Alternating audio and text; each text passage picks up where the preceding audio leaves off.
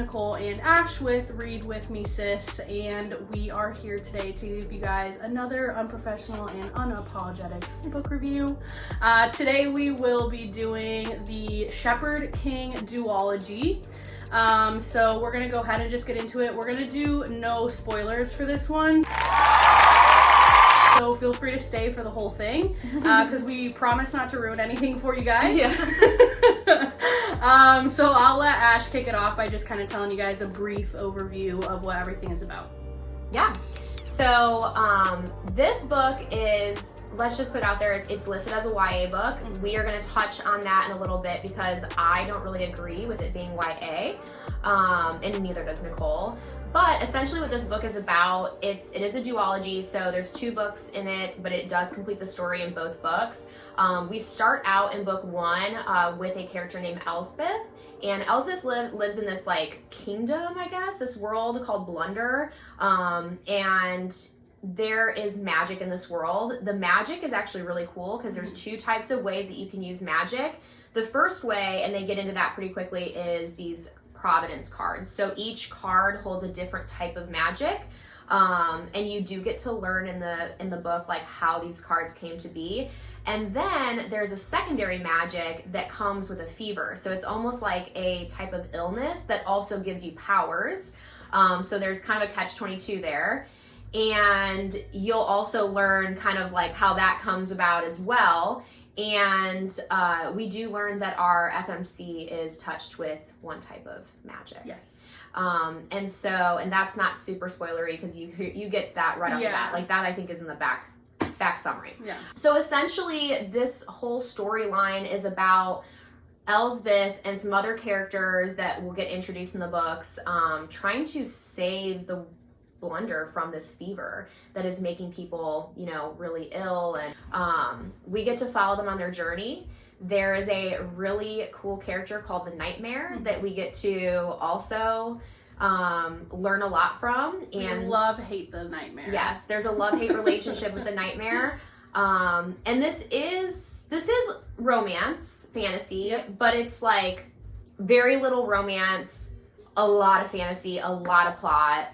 I think it's enough romance to keep going though. Like if you really like the romance aspect of things, especially with this being a duology, I think that it's enough romance for you to be interested in if you do prefer the romance over the plot. Like I think it'll be good for either romance or plot readers. Yeah. Full disclaimer, it's not smutty. This book, if you are looking for smut, you probably aren't going to get it from this book. If you actually truly like romanticies where it is plot first, the fantasy piece is high on the list, and then romance takes the back burner, then you will love this. But the plot is phenomenal in these books. So good. I mean, I think we can go ahead and give like our star review for the first book. 5 out of 5 for me. I was absolutely obsessed. Yeah. It's a 5 for me. Yeah. I, as soon as I finished that, literally picked this up in the same day. Like, I needed to know what was going to happen. I devoured this. So fast. Like, seriously, I think I texted Ashley, I'm starting this book. And then, the next day, I texted her, and I was like, you need to start this book. I just finished it. It's really good. There's so many complex pieces to the storyline. We do get to meet. There are multi-point of views in this, which is, I love. The first one is just Elspeth. I think at the end you get the end chapter, yeah. Okay. And then this one is multiple points of view. Multiple. Okay, that's correct. You do get, and the end of the book there is a different point of view from Raven.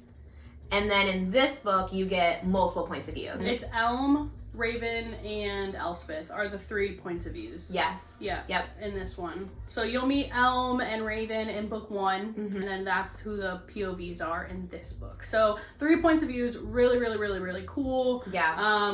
It was good. It was awesome having another plot outside of the main characters from the first book and book 2, which I also really liked. But book 1, 5 stars. Plot was phenomenal. It's so and good. the magic system's really cool, I think. It's very interesting with the cards. It's kind of gives tarot card vibes, right? Where it's all the cards mean something else. Also, I love that every chapter you get kind of different insight on cards. Yeah. So you kind of get to understand this magic system like more thoroughly through the first book. And then the second book doesn't really, there's like no cards in the beginning of the chapters of the second book. Because it kind of already sets you up, like you learn a lot in book 1. And then book 2 just hits you hard with the plot line. Yeah, and I was like a little concerned when I read book 1 because they explain all the cards in like one chapter.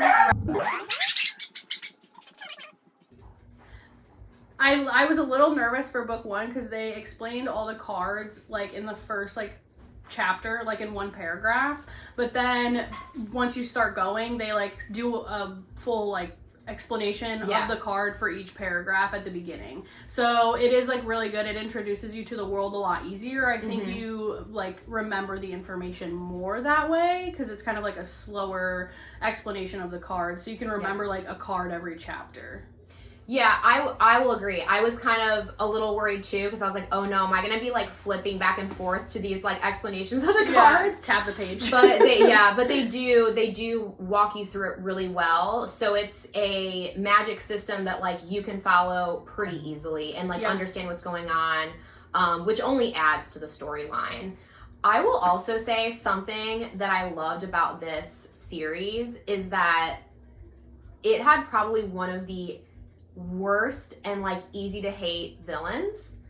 Like he was so like, oh my god, he was terrible, but like in the best way, because you need that. Like it was a villain that like when you read when he was in like the like when he would come into the story, I was like gripping like, oh my god, what is he gonna do, what's gonna happen.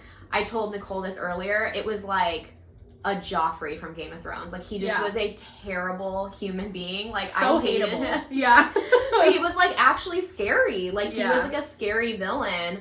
And I guess I didn't think he was gonna be as big of a villain in book 1 as he ended up being in book 2. Yeah. But he like it was good. He was bad. Good. Yeah. So 5 stars for book 1. 5 stars. 2. We will go into book 2. 5 stars. 5 stars. 5 stars. 5 stars. Yeah, I all around 5 stars. We both agreed that this is probably one of our favorite duologies. It was so good. I have no dislikes, honestly. I have 0 dislikes, and I was telling Ash, like, no filler. There's no filler in these books because it's a duology. 0 filler. Everything's plot, everything's important, which I really like because it keeps you interested in the story. Like, there's no lulls in the story. You don't ever feel bored at all. No. I finished both these books in probably 3 days. Like, when I tell you, you're gonna want to ignore all your responsibilities to finish this book. You won't even want to drink water, okay? Yeah. It's you're gonna want to keep going. It sucks you in. I do feel like because of the different point of views in book 2, you get to be so much more immersed in this world. You also get so much more of the nightmare in book 2. So the nightmare is one of the characters as well. So to not go into any spoilers, like we won't talk too much about who the nightmare is, but the nightmare has a heavy presence in book 2. And backstory. I absolutely loved. Yeah, you get his backstory too. You get the nightmare backstory. I also just feel like you do get more romance in book 2, but it's not like heavy smut romance. It's like the perfect amount of romance that like feeds into the plot line. Like it's not just there for the sake of it being there.